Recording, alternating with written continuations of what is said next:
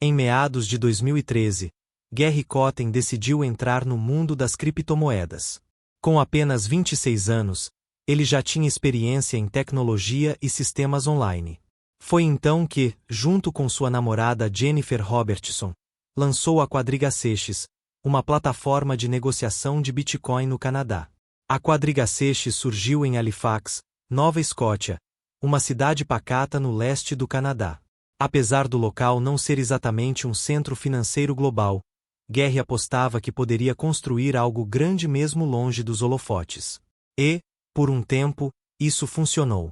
No início, a Quadriga CX era pequena e atendia principalmente usuários locais. Mas logo começou a ganhar notoriedade como a principal exchange do país. Era confiável? Bem, parecia ser. Afinal, aceitava transferências bancárias regulares e permitia saques em moeda fiduciária, algo raro na época. Gary se apresentava como um empreendedor visionário, embora fosse discreto e pouco conhecido fora do ambiente cripto. Ele evitava entrevistas e mantinha pouca interação direta com seus clientes, mas a plataforma crescia rapidamente. Em pouco tempo, a Quadriga CX se tornou a maior exchange do Canadá. A empresa expandiu-se além do Bitcoin, passando a negociar outras criptomoedas como Ethereum, Litecoin e Ripple.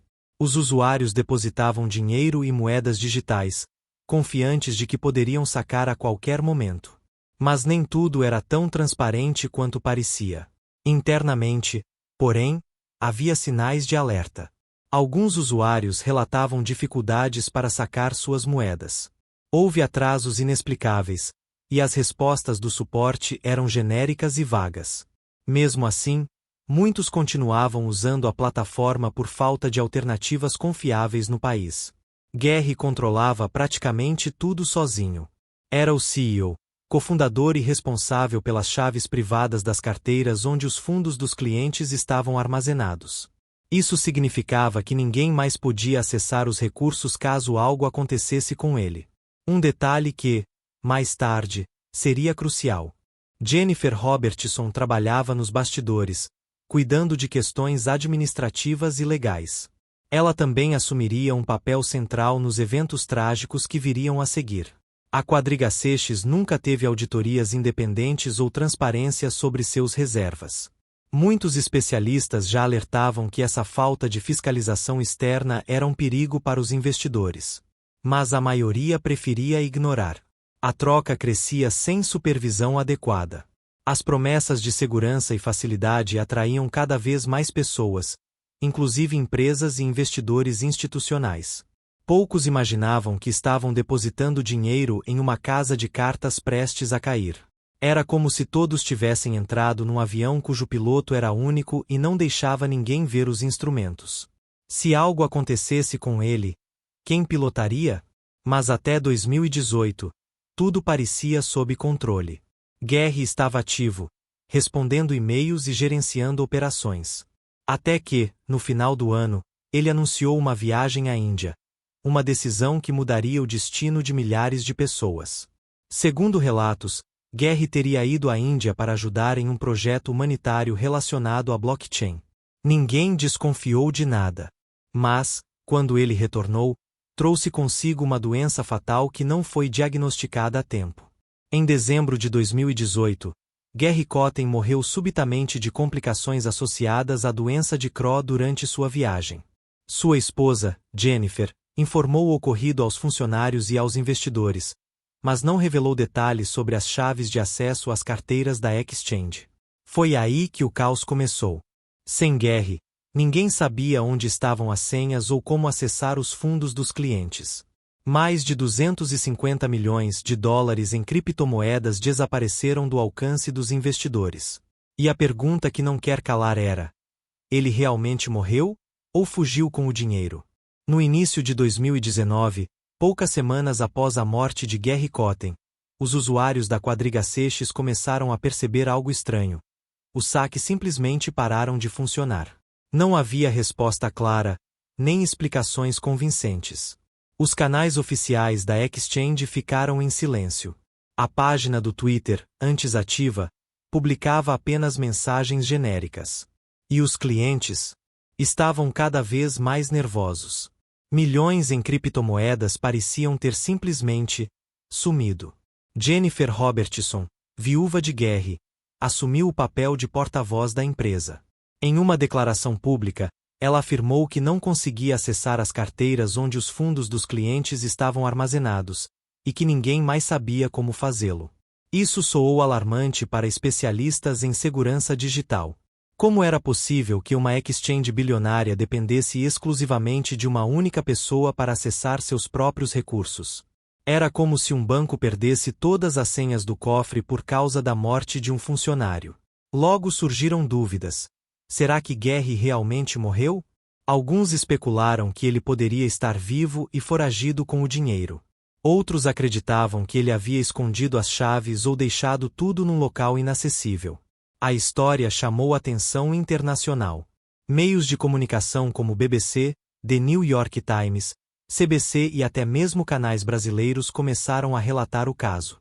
A Quadriga Seixas virou manchete global como a exchange que enterrou o dinheiro junto com seu CEO. Milhares de investidores ao redor do mundo foram afetados. Canadenses, americanos, europeus e até mesmo brasileiros tinham contas na plataforma. Para muitos, era uma quantia considerável. Algumas pessoas perderam economias inteiras. Alguns usuários relataram ter depositado grandes somas meses antes, confiantes na suposta solidez da Quadriga Seixas. Apesar de serem avisados sobre os riscos das criptomoedas, acreditavam que, pelo menos, poderiam sacar quando quisessem. Na verdade, muitos só descobriram a real fragilidade da plataforma depois que foi tarde demais. Sem auditorias, sem transparência e sem backups de segurança, a situação era insustentável. Enquanto isso, Jennifer tentava manter a operação funcionando. Ela entrou com um pedido de proteção judicial no Canadá, pedindo tempo para resolver a crise. Mas, ao invés de tranquilizar os investidores, isso reforçou a impressão de que a empresa estava à beira do colapso. O pedido de proteção judicial foi aceito pela Corte Provincial de Nova Escócia, e uma empresa de recuperação financeira chamada Ernst & Young foi nomeada supervisora do processo. A partir daí, as investigações começariam de fato. Mas as perguntas continuavam crescendo. Onde estavam os fundos? Seria possível recuperar alguma coisa? E, principalmente, Gary Cotten realmente morreu? A polícia indiana informou que ele foi sepultado em Jalandhar, Punjab, após sua morte em dezembro de 2018. No entanto, fotos do suposto funeral foram questionadas. Alguns investigadores independentes apontaram inconsistências nas imagens. Além disso, registros hospitalares da Índia eram duvidosos. O hospital onde ele supostamente teria sido internado negou qualquer registro de sua entrada. Isso alimentou ainda mais as teorias de que Gary poderia estar vivo. Enquanto o mundo buscava respostas, os investidores começaram a se organizar. Grupos de apoio surgiram online. Muitos decidiram lutar pelos seus direitos. Começava ali uma longa batalha jurídica e emocional que duraria anos. Com a entrada da empresa de recuperação Ernst & Young no processo, as investigações sobre a falência da Quadriga Seixas começaram a ganhar ritmo. O objetivo era simples: descobrir onde estavam os 250 milhões de dólares em criptomoedas que pertenciam aos investidores. Mas havia um grande problema: não existiam registros claros das transações. Não havia backups confiáveis, nem sistemas organizados. Era como se alguém tivesse construído um banco sem usar papelada, apenas memória. Jennifer Robertson foi chamada a depor sob juramento diante de uma corte canadense. Ela assumiu o controle da empresa após a morte de Gary e passou a ser a principal fonte de informações, ou pelo menos tentava sê-lo. Nesses depoimentos, ela afirmou repetidamente que não tinha acesso às carteiras digitais onde os fundos dos clientes estavam armazenados. Disse também que Gary mantinha tudo sozinho e que ele nunca lhe ensinara como acessar as chaves privadas. Essa explicação, no entanto, parecia improvável para especialistas em segurança digital. Uma exchange bilionária operando há anos sem redundâncias ou backup de segurança. Para muitos, aquilo soava mais como negligência do que como acidente. A Ernst Young começou a examinar os servidores da quadriga Seixas, mas encontrou poucos dados úteis. Arquivos eram incompletos, logs de atividade estavam ausentes, e muitos documentos essenciais pareciam ter sido excluídos ou nunca foram criados. Além disso, análises forenses das transações em blockchain revelaram algo curioso. Os endereços associados à quadriga Seixas tinham movimentações irregulares.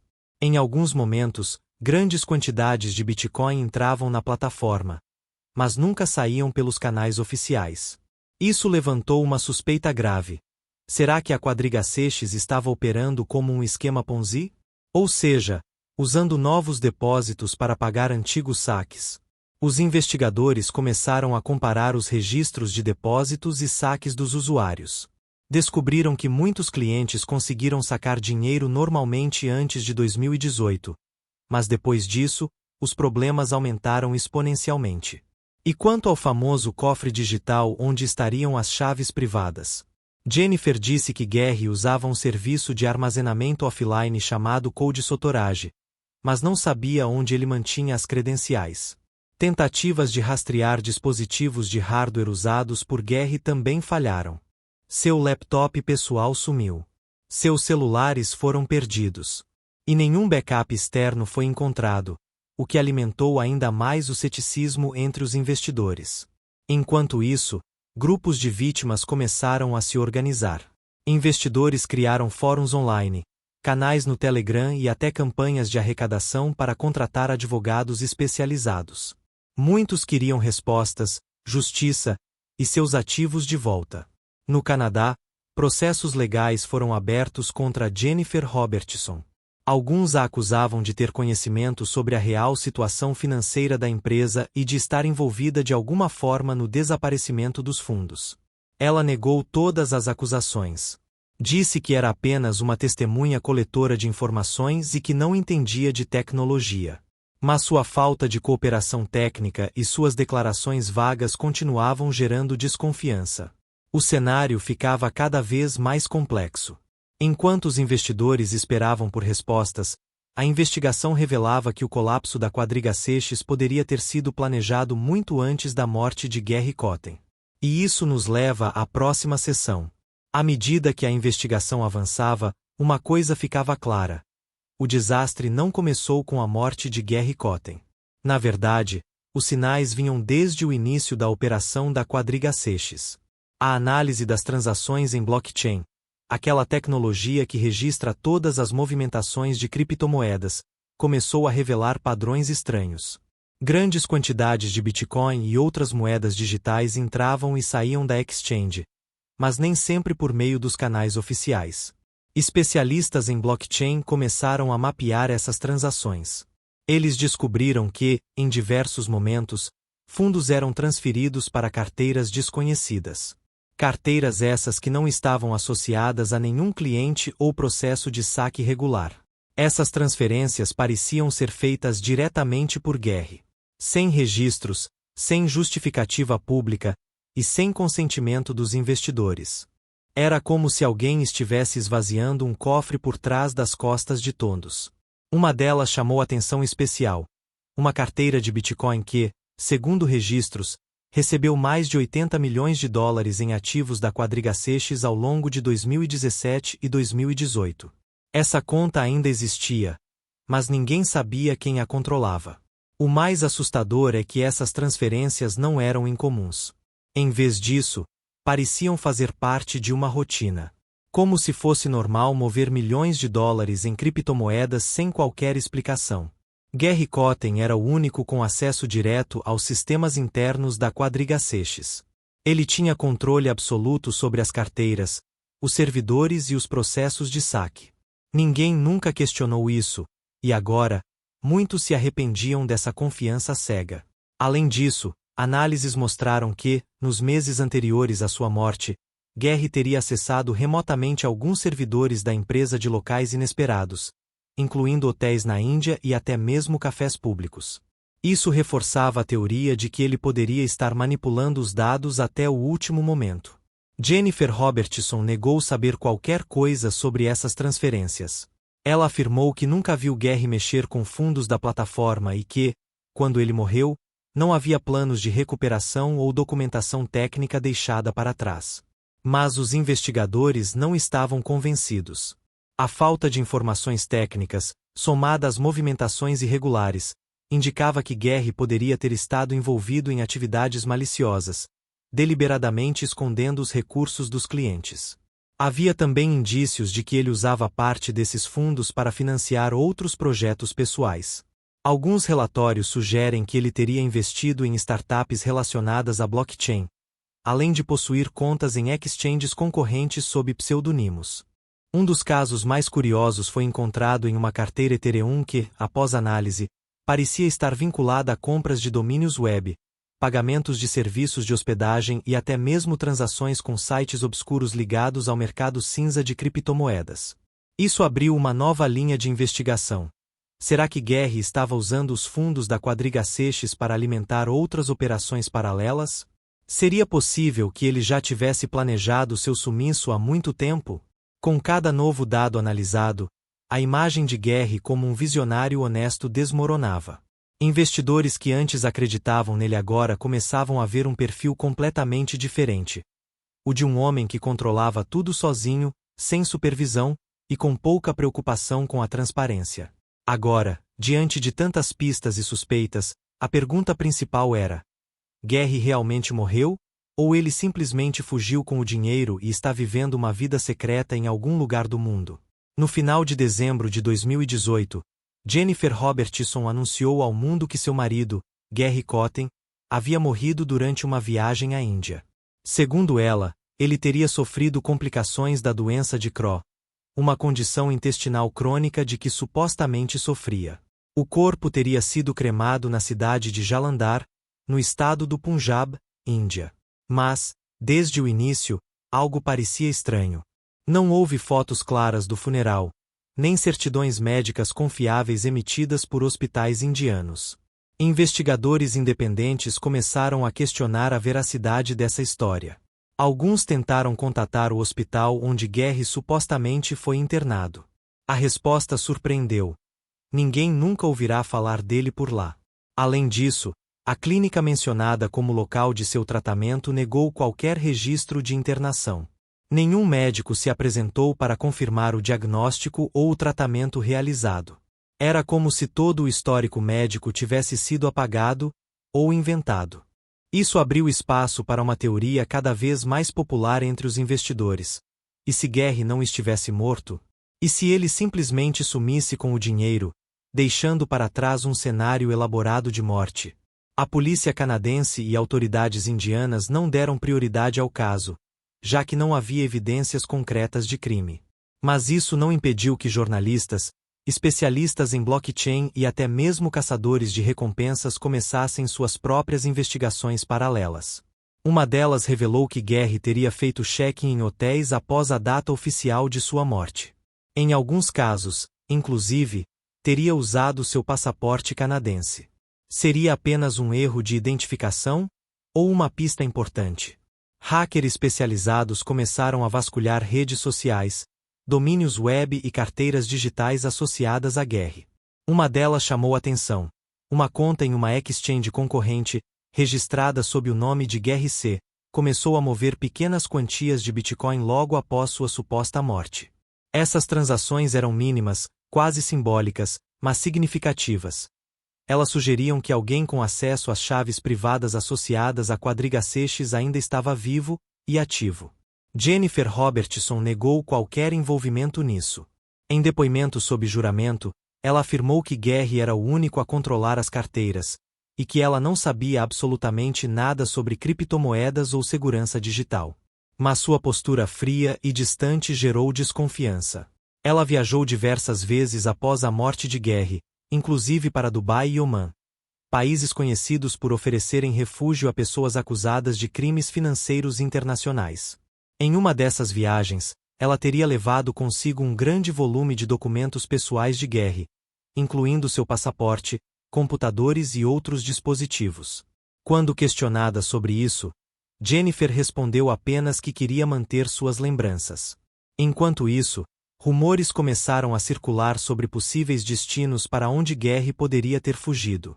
Países com pouca cooperação internacional, como Omã, Turquia, Rússia e até mesmo o Brasil foram cogitados como locais potenciais. Especialistas em lavagem de dinheiro alertaram que, com 250 milhões de dólares em criptomoedas, seria fácil para alguém como Gary sumir do mapa. Bastaria converter parte dos ativos em moeda fiduciária, comprar novos documentos e recomeçar a vida em outro continente. Com cada nova descoberta, a imagem de Gary como uma vítima da própria plataforma desmoronava. Agora, ele era visto como um possível criminoso inteligente, que teria planejado tudo meticulosamente, e talvez ainda esteja à solta. Enquanto as investigações oficiais avançavam lentamente, os investidores não ficaram passivos diante da perda de milhões em criptomoedas. Muitos deles haviam depositado suas economias na Quadriga Seixas confiantes na segurança da maior exchange do Canadá. Com o colapso súbito da plataforma e as suspeitas cada vez mais fortes de manipulação, um movimento começou a tomar forma. Primeiro em fóruns e redes sociais, depois em grupos organizados no Telegram, Reddit e até mesmo páginas no Facebook. Esses grupos eram compostos por pessoas de todo o mundo, canadenses, americanos, europeus, latino-americanos e até brasileiros.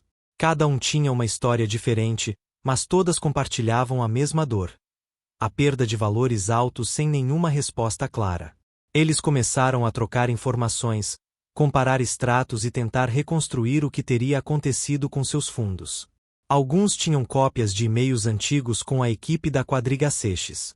Outros, registros de transações e screenshots de saques negados.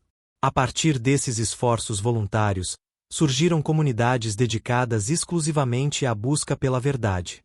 Um grupo chamado Quadriga Seixas Victims United tornou-se especialmente influente, reunindo milhares de membros e se tornando voz ativa nas redes e nos processos legais.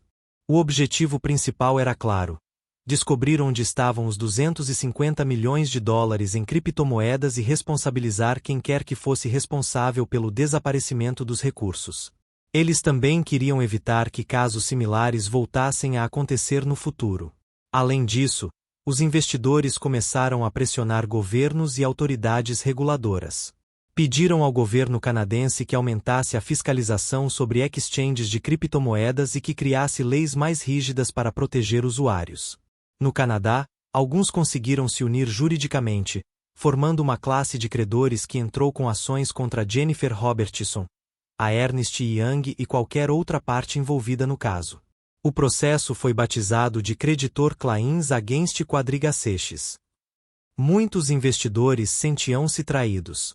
Não só pela falta de transparência da Quadriga Seixas, mas também pela ausência de mecanismos legais claros que pudessem garantir a devolução dos seus ativos digitais. Na época, esse tipo de caso ainda era novo e complexo para o sistema legal tradicional. Além das ações legais, algumas campanhas foram lançadas online pedindo justiça. Hashtags como #JusticeForQuadrigax e #WhereIsMyCrypto viralizaram em momentos específicos, ajudando a manter o caso vivo na mídia e na opinião pública. Os investidores também ofereceram recompensas por informações sobre Gary Kotten. Uma delas chegou a valer 100 mil dólares, destinada a quem fornecesse dados concretos sobre seu paradeiro ou provasse que ele estava vivo após a data oficial de sua morte. Apesar do esforço conjunto, nem todos os grupos tinham os mesmos objetivos. Enquanto alguns buscavam apenas recuperar seus ativos, outros exigiam punição criminal para Jennifer Robertson e qualquer outro envolvido no caso. As tensões entre os próprios investidores aumentaram quando surgiram divergências sobre estratégias legais e uso de recursos arrecadados por meio de crowdfunding.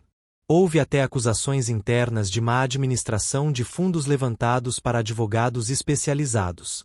Mesmo com essas divisões, a força do movimento crescia a cada semana. Os investidores continuavam a apresentar documentos às autoridades canadenses, colaboravam com jornalistas investigativos e participavam de audiências públicas sobre o caso. Seu esforço não foi em vão. Com o tempo, os resultados começaram a aparecer. A Ernst Young encontrou novas pistas, depoimentos importantes foram revelados, e a pressão global sobre o caso aumentou. Após assumir o controle das investigações, a Ernst Young começou a vasculhar tudo o que restava da infraestrutura digital da Quadriga Seixas. Seus especialistas em forense digital tinham um objetivo claro: encontrar qualquer vestígio dos fundos perdidos. Eles analisaram servidores antigos, backups incompletos, logs de atividades e até mesmo computadores pessoais usados por Gary Kotten. O processo foi lento, difícil, mas revelador. Um dos primeiros relatórios divulgados mostrou que a Quadriga Seixas não tinha as quantias esperadas em criptomoedas. Segundo os registros internos, a exchange deveria ter cerca de 250 milhões de dólares em ativos digitais, mas na prática, só conseguiram recuperar uma fração disso. A maior parte dos fundos simplesmente não existia mais. As carteiras associadas à plataforma estavam vazias ou com saldos mínimos. E isso levantou uma nova suspeita. Será que Gary nunca teve todo esse dinheiro guardado? A Ernst Young concluiu que a Quadriga Seixas operava com déficit há anos. Ou seja, ela não mantinha reservas suficientes para cobrir os saques dos usuários. Era exatamente o modelo de um esquema Ponzi: usar depósitos novos para pagar os antigos. Isso explicaria por que alguns clientes conseguiam sacar normalmente enquanto outros enfrentavam atrasos constantes. A troca funcionava enquanto havia entradas, e desmoronou quando os saques superaram os depósitos. Além disso, os auditores encontraram evidências de transferências repetidas para carteiras desconhecidas. Algumas delas estavam vinculadas a exchanges concorrentes, outras pareciam ser controladas diretamente por Gary. Uma dessas carteiras recebeu mais de 80 milhões de dólares em Bitcoin ao longo de 2 anos. Ela ainda estava ativa, mas ninguém sabia quem a controlava. Alguns acreditavam que fosse Gary, ou alguém agindo em seu nome. Outro dado preocupante foi a ausência total de documentação financeira confiável. A Quadriga Seixas não mantinha livros contábeis atualizados, nem registros claros de transações. Era como se toda a operação tivesse sido conduzida de forma amadora, sem qualquer supervisão. Jennifer Robertson afirmou repetidamente que não entendia de tecnologia e que não participava da gestão financeira da empresa. Mas sua falta de cooperação técnica e suas declarações vagas continuaram gerando críticas entre investidores e autoridades. A Ernst Young também entrevistou antigos funcionários da Quadriga Seixas. Muitos relataram que trabalhavam sem entender de fato como o sistema operava. Alguns sequer sabiam onde os fundos eram armazenados ou como Gary gerenciava os recursos. Com base nesses depoimentos, os investigadores começaram a questionar se Gary era realmente o único responsável, ou se ele contava com ajuda de dentro da própria empresa para manter o esquema funcionando. Outra descoberta crucial foi a identificação de vários domínios web registrados sob nomes falsos, todos ligados indiretamente à Quadriga Seixas. Alguns desses sites eram clones da plataforma original e poderiam ter sido usados para enganar investidores ou ocultar dados. Com essas informações, a imagem de Gary como um simples CEO negligente começou a mudar. Ele passou a ser visto como alguém que manipulava sistemas, omitia informações e construiu uma estrutura opaca para esconder o verdadeiro estado financeiro da exchange. O relatório da Ernst Young abalou o mundo das criptomoedas. Investidores viam confirmado o pior cenário possível. Seus fundos provavelmente haviam sido perdidos para sempre, e Gary Kotten parecia ter sido o principal responsável por tudo. O colapso da Quadriga Seixas não afetou apenas os milhares de investidores que perderam seus fundos. Ele também abalou a confiança global no setor de criptomoedas, reforçando uma percepção já existente de que o mercado ainda era imaturo e arriscado. Até então, muitos enxergavam as exchanges como plataformas seguras, desde que tivessem boa reputação. Mas o caso mostrou que até mesmo uma das maiores do Canadá poderia desmoronar sem qualquer aviso, e levar milhões consigo. A falta de transparência, auditorias independentes e controles internos adequados na Quadriga Seixas foi um alerta para o setor inteiro. Investidores começaram a questionar se outras exchanges também operavam sob modelos igualmente frágeis ou mal estruturados. Na comunidade cripto, surgiu um movimento crescente por maior transparência. Usuários exigiram provas de solvência, sistemas de reserva auditáveis e acesso a informações sobre onde suas moedas estavam realmente armazenadas. Empresas grandes, como Binance, Coinbase e Kraken, passaram a adotar políticas mais rígidas.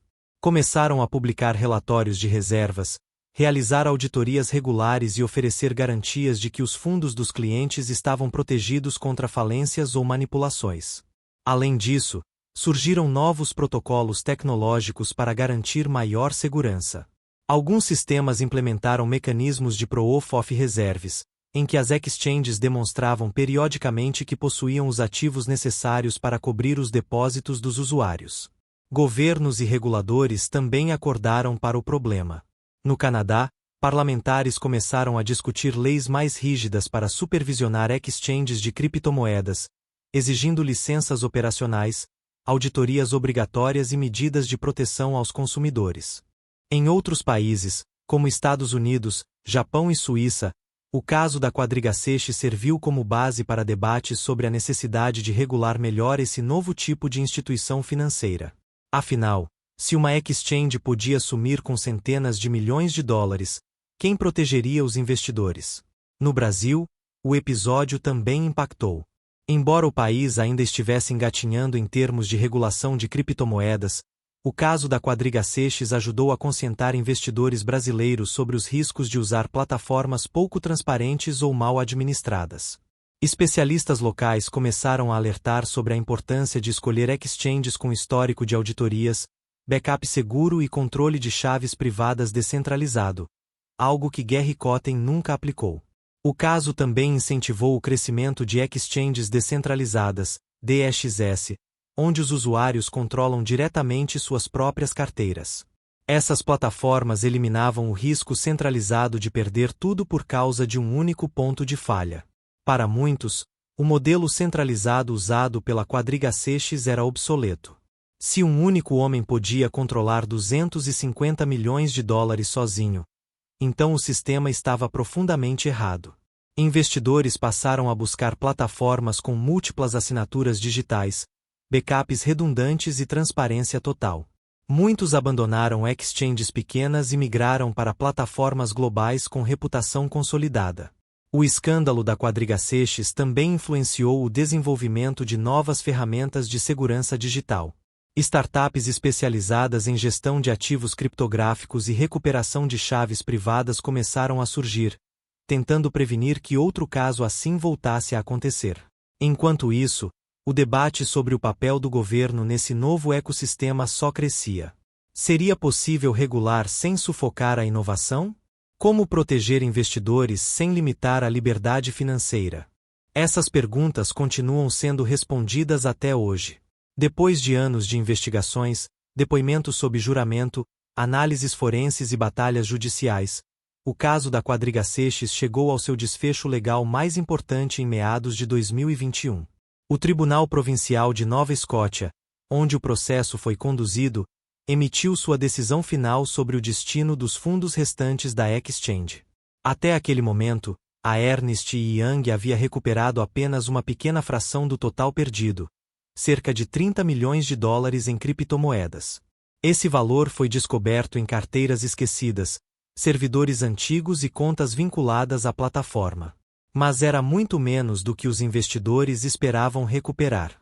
Muitos perderam tudo, e isso não mudaria. A corte decidiu que esses 30 milhões de dólares seriam distribuídos entre os credores da Quadriga-Seixi, ou seja, os próprios investidores que tiveram seus ativos bloqueados. Mas a divisão não seria igualitária. Os critérios estabelecidos eram complexos. Cada usuário teve que comprovar suas transações, apresentar extratos e passar por uma verificação detalhada. Quem tinha registros claros e históricos de depósito tinha mais chances de receber algo de volta. Mesmo assim, muitos reclamaram da forma como o processo foi conduzido. Alguns disseram que grandes investidores institucionais receberam proporções maiores, enquanto usuários individuais viram retornos mínimos. Para alguns, receber até mesmo uma pequena quantia foi um alívio simbólico. Para outros, foi uma gota no oceano diante das perdas sofridas. E para milhares de pessoas, nada voltou. A Ernst & Young encerrou oficialmente o processo de recuperação em 2022, afirmando que já não havia mais nada a ser encontrado. As últimas transações foram rastreadas, os servidores foram varridos e nenhum vestígio significativo de fundos adicionais foi localizado. Isso selou o fim da Operação Quadriga Seixas. Não haveria mais processos legais abertos, nem tentativas oficiais de encontrar Gary Cotten, vivo ou morto. O caso foi arquivado como encerrado pelas autoridades canadenses. Mas as dúvidas continuaram. Muitos investidores acreditavam que ainda havia criptomoedas escondidas em carteiras desconhecidas. Alguns grupos independentes continuaram buscando pistas na blockchain, mas sem apoio oficial. Quanto a Jennifer Robertson, ela não foi formalmente acusada de crime algum. Apesar de ter sido investigada e chamada a depor diversas vezes, nenhuma evidência direta ligou ao desvio de fundos ou à fuga planejada de Gary. Ela se manteve em silêncio público durante anos. Em 2022, vendeu a casa que possuía em Halifax e sumiu do radar. Algumas fontes sugerem que ela vive atualmente fora do Canadá, mas não há confirmação oficial. Gary Cotten, por outro lado, continua sendo uma figura envolta em mistério. Se está vivo ou morto, ninguém sabe ao certo. A ausência de provas concretas sobre sua morte mantém viva a teoria de que ele fugiu com o dinheiro.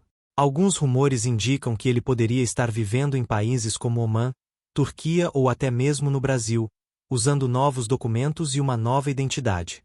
Mas até hoje, nenhuma pista real foi confirmada. Com isso, o caso da Quadriga Seixas se tornou um dos maiores mistérios da história das criptomoedas. Um aviso para todos os investidores. Confiança é essencial, mas transparência é indispensável. O caso da Quadriga Seixas é mais do que um escândalo financeiro ou um mistério envolvendo milhões em criptomoedas. É um retrato de como a falta de transparência, controle interno e regulamentação pode destruir vidas inteiras. Gary Cotten construiu um império digital baseado na confiança dos investidores. Mas, ao manter todo o poder nas próprias mãos, ele também construiu uma bomba relógio, que explodiu sem aviso. Mais do que a morte misteriosa de um CEO, o caso revelou falhas profundas no modelo operacional de muitas exchanges na época. Um único indivíduo controlando centenas de milhões de dólares em ativos digitais? Isso era arriscado e perigoso. Hoje, o mercado de criptomoedas está mais maduro. Plataformas exigem auditorias independentes, sistemas de reserva transparentes e protocolos de segurança muito mais robustos. Tudo isso foi influenciado por tragédias como a da Quadriga Seixas. Mas ainda há muito trabalho pela frente. Novas tecnologias surgem todos os dias, e com elas, novos riscos. E se não aprendermos com o passado, podemos repetir erros semelhantes no futuro. Investidores devem estar alertas. Antes de depositar qualquer quantia em uma exchange, é fundamental verificar se ela é auditada, se mantém reservas suficientes e se permite acesso transparente aos seus fundos. Afinal, você confiaria seu dinheiro a uma instituição cujo único responsável guarda todas as senhas e morre sem deixar nenhuma pista? O caso da Quadriga Seixas nos ensinou que a tecnologia pode ser incrível, mas ela precisa vir acompanhada de responsabilidade, ética e supervisão. Do contrário, estamos apenas criando castelos de areia prontos para desaparecer com a maré. Para os milhares de vítimas, o episódio deixou cicatrizes. Muitos perderam economias de anos, projetos de vida e até mesmo oportunidades futuras. Para alguns, nada voltará jamais. Jennifer Robertson nunca enfrentou acusações criminais formais, mas sua imagem ficou marcada.